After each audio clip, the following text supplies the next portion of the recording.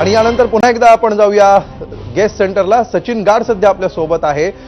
सचिन, सध्या प्रचंड वाहतूक कोंडीचं चित्र तुझ्या मागे आम्हाला दिसतं आहे। नेमकी काय परिस्थिती आहे, या क्षणाचे काय अपडेट्स आहेत?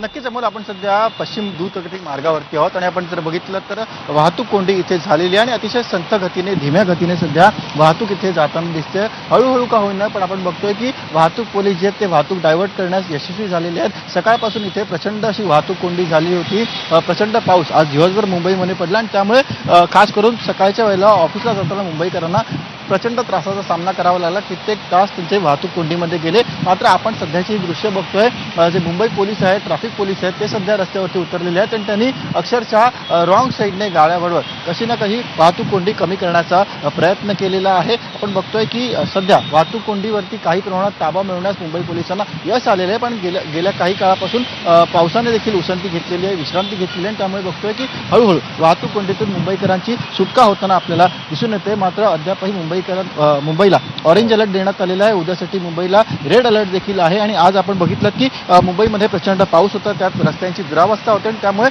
सकाळच्या सत्रात मुंबईकरांचे प्रचंड असे हाल झाले। उद्या देखील असाच पाऊस कायम राहिला तर आजच्यासारखे हाल उद्या देखील मुंबईकरांचे होऊ शकतात। अमोल, निश्चितपणे सचिन, रस्त्याची ही अवस्था आहे, मात्र वाहतुकीचं जे लाईफलाईन म्हटली जाते मुंबई लोकलची काय अवस्था आहे? मेट्रो बाबतचे सध्या काय अपडेट्स आहेत? कशा प्रकारे या मार्गाची वाहतूक सध्या सुरू आहे?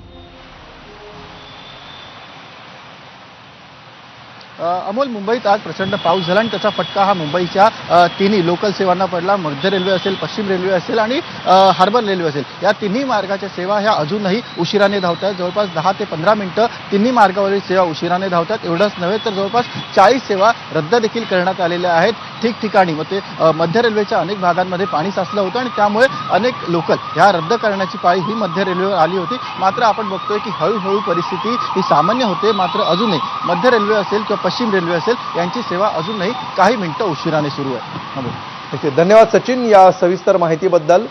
मुंबई आणि पूर्ण महाराष्ट्र